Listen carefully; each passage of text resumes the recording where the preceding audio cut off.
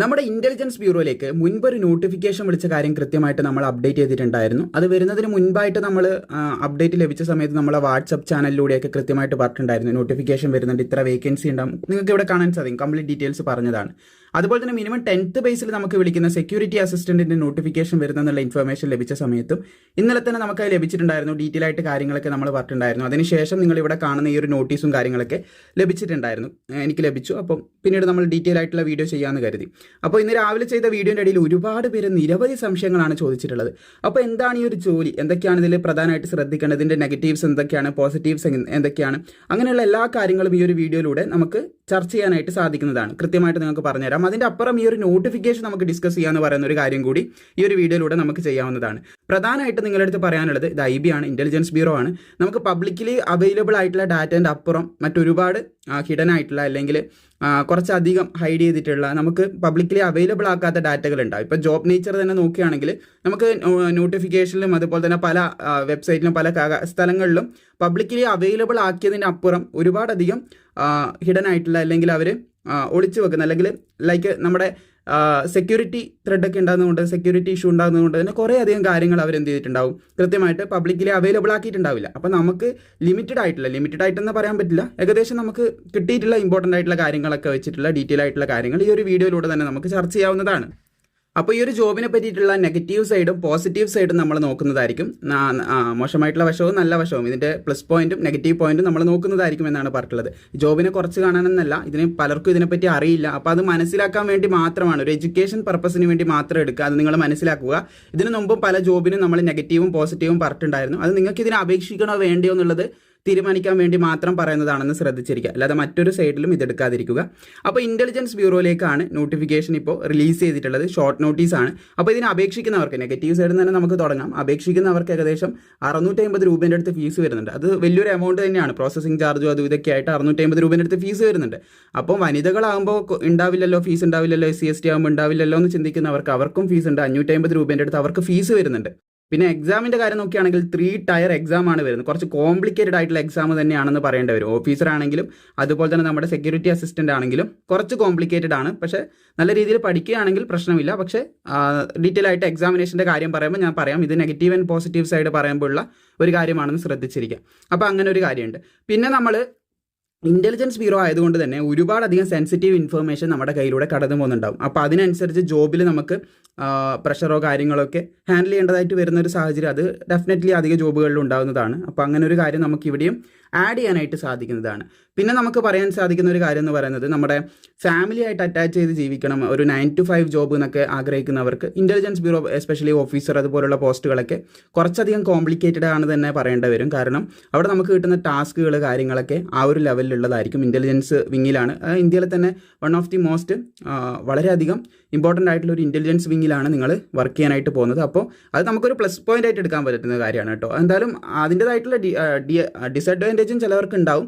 പിന്നെ നിങ്ങളുടെ വീട്, ഗ്രാമം അങ്ങനെയൊക്കെ ജീവിക്കുന്ന ചിലവരെങ്കിലും ചുരുക്കം പേരെങ്കിലും ഉണ്ടാകും. അങ്ങനെയുള്ളവരാണ് പറഞ്ഞിട്ടുള്ളത്. അത് നമുക്ക് നെഗറ്റീവ് സൈഡിൽ വേണ്ടി എടുക്കാവുന്നതാണ്. അപ്പോൾ ഇത്രയധികം കാര്യങ്ങൾ ഇവിടെ ശ്രദ്ധിക്കേണ്ടതായിട്ടുണ്ട് നെഗറ്റീവ് സൈഡിൽ. പോസിറ്റീവ് സൈഡിലേക്ക് വരികയാണെങ്കിൽ ഞാൻ പറഞ്ഞതുപോലെ തന്നെ ഇന്ത്യയിലെ വൺ ഓഫ് ദി ഇമ്പോർട്ടൻ്റ് ആയിട്ടുള്ള വളരെയധികം പ്രിവിലേജ് ഉള്ള വൺ ഓഫ് ദി ഇമ്പോർട്ടൻ്റ് ആയിട്ടുള്ള ഇൻ്റലിജൻസ് വിങ്ങിലാണ് നിങ്ങൾ വർക്ക് ചെയ്യാൻ പോകുന്നത്. അത് ഫസ്റ്റ് വൺ ആണ്.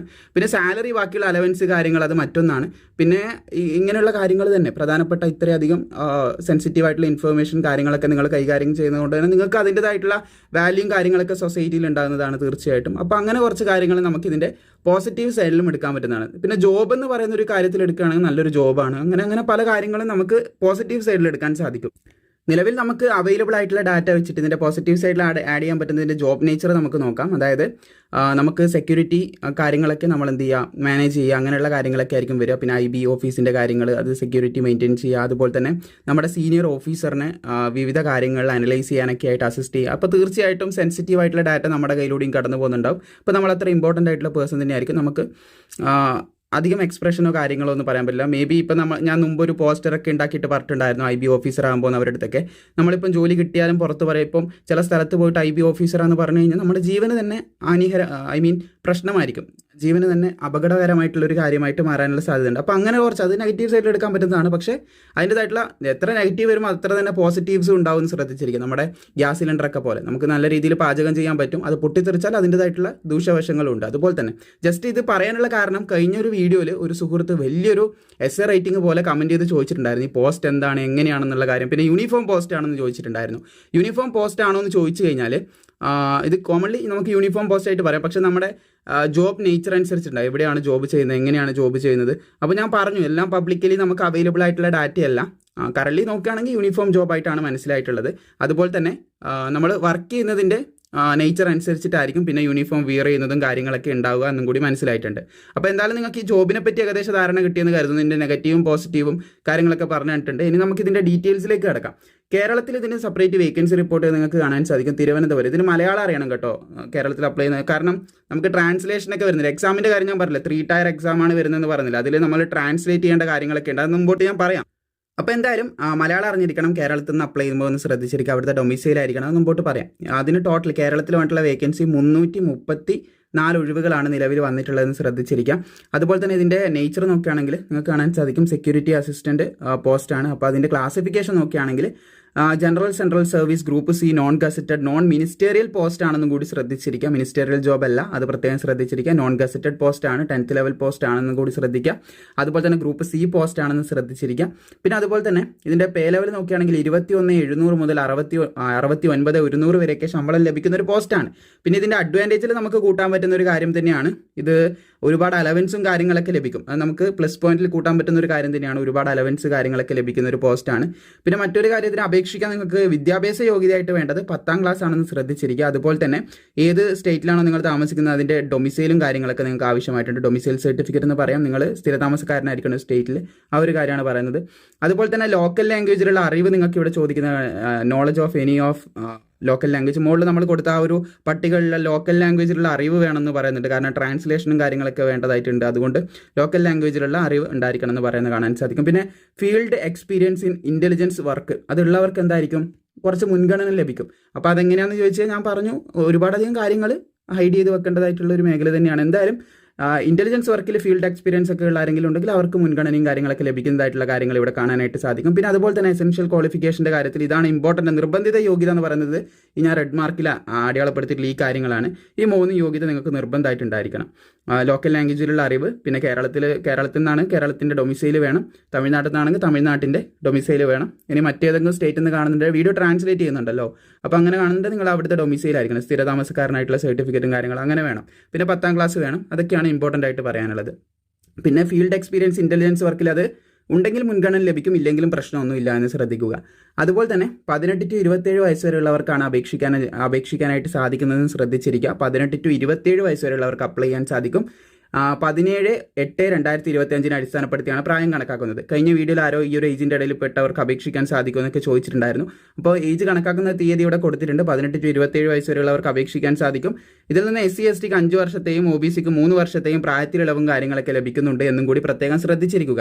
പിന്നെ അപേക്ഷാ ഫീസിൻ്റെ കാര്യം നിങ്ങൾക്ക് ഇവിടെ കാണാൻ സാധിക്കും. ഞാൻ ഓൾറെഡി പറഞ്ഞൊരു കാര്യമാണ്, അപേക്ഷാ ഫീസ് നമുക്ക് നെഗറ്റീവ് സൈഡിൽ എന്നെ സംബന്ധിച്ചോട്ടെ എൻ്റെ ഒരു പേഴ്സണൽ ഒപ്പീനിയൻ പ്രകാരം ഒരു നെഗറ്റീവ് സൈഡിലാണ് ഞാൻ എടുക്കുന്നത്. പലർക്കും പല ഒപ്പീനിയൻ ആയിരിക്കുമല്ലോ, എൻ്റെ പേഴ്സണൽ ഒപ്പീനിയൻ മാത്രമാണ് ഞാൻ പറഞ്ഞിട്ടുള്ളത്. എന്തായാലും ഈ ഒരു പോസ്റ്റിന് ഇങ്ങനെ ഉണ്ടാവാറുണ്ട്, ഫീസ് വരാറുണ്ട്. അപ്പോൾ നിങ്ങൾക്ക് ഇവിടെ കാണാൻ സാധിക്കും, all candidate need to pay 550 രൂപ എല്ലാവരും അടക്കണം. വനിതകളാണെങ്കിലും പുരുഷന്മാരാണെങ്കിലും SC ST ആണെങ്കിലും എല്ലാവരും 550 രൂപ നിർബന്ധമായിട്ട് അടക്കണം. അത് പ്രോസസ്സിംഗ് ചാർജാണ്, അത് നിർബന്ധമായിട്ട് എല്ലാവരും അടച്ചിരിക്കണം. പിന്നെ മെയിൽ കാൻഡിഡേറ്റ്സ്, അതുപോലെ തന്നെ മെയിൽ കാൻഡിഡേറ്റ്സ് ഓഫ് ജനറൽ, അതുപോലെ EWS OBC വിഭാഗത്തിൽപ്പെടുന്നവർ, ഇവിടെ പെടുന്ന ഈ ഒരു ജനറൽ OBC EWS വിഭാഗത്തിൽപ്പെടുന്ന ആൺകുട്ടികൾ മാത്രം 100 രൂപ എക്സ്ട്രാ അടക്കണം. അങ്ങനെ വരുമ്പോൾ അവർക്ക് 650 രൂപ വരുന്നുണ്ടെന്ന് ശ്രദ്ധിച്ചിരിക്കുക. 650 രൂപയാണ് അവർക്ക് ടോട്ടൽ ഫീസായിട്ട് വരുന്നത്.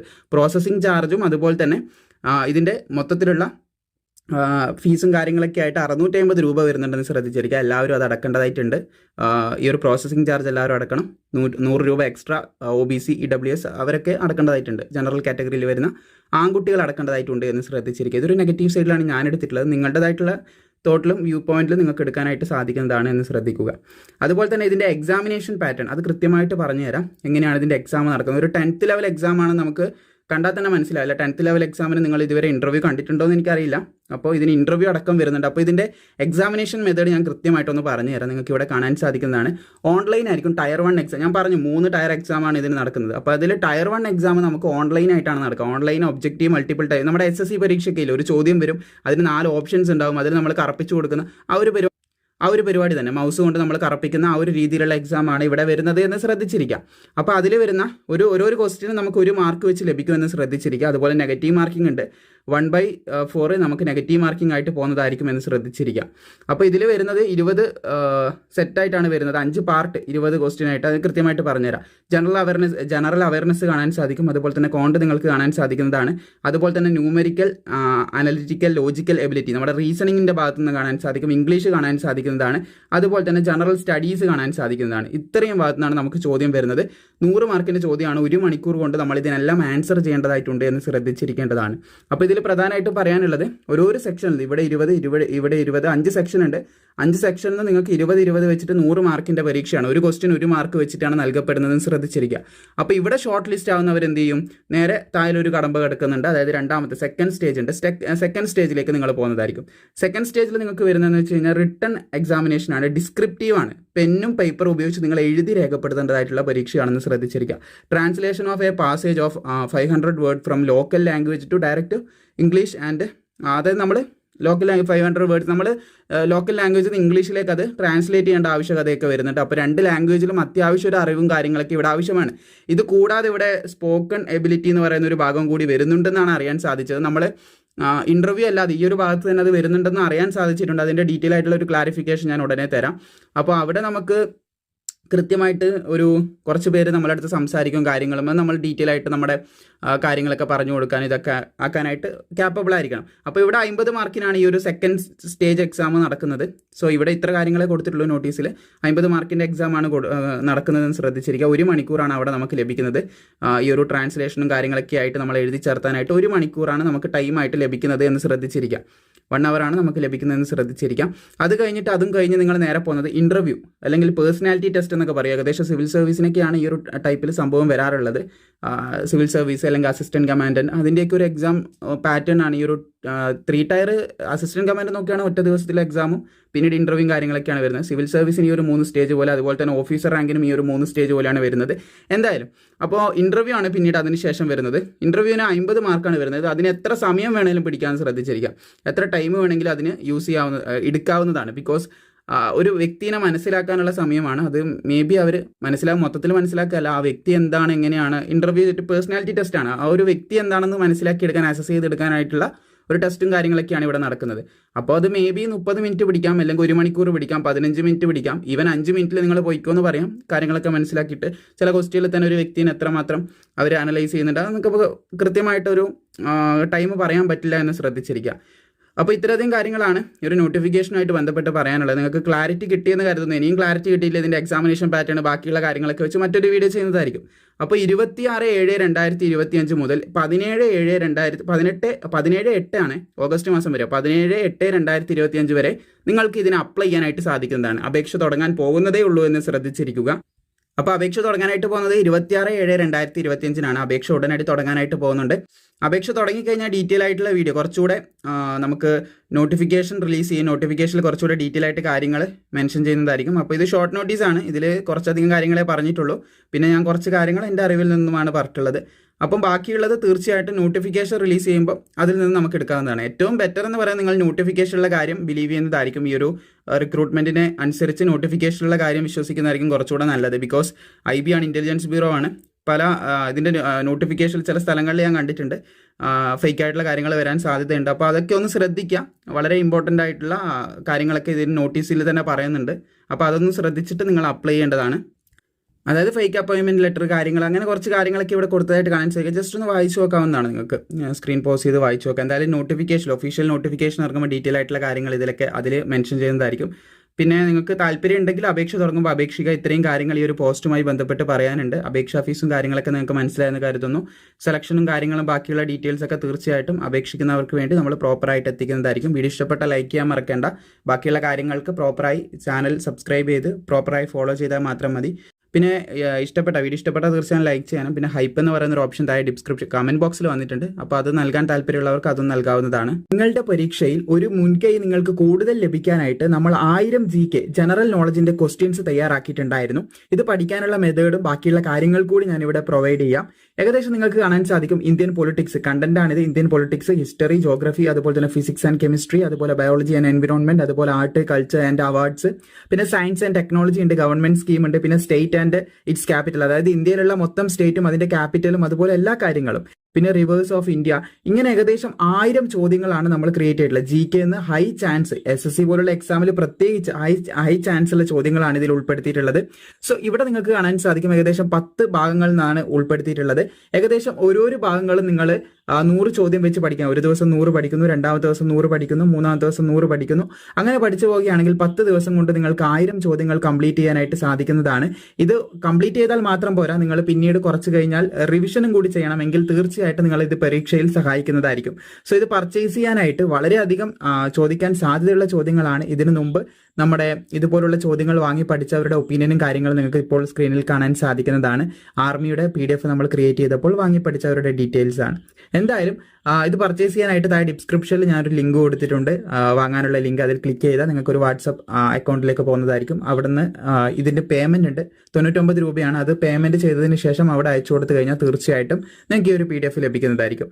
സോ അവിടെ നിങ്ങൾ മെസ്സേജ് അയച്ചാൽ മതി, താല്പര്യമുള്ളവർക്ക് പർച്ചേസ് ചെയ്യാവുന്നതാണ്.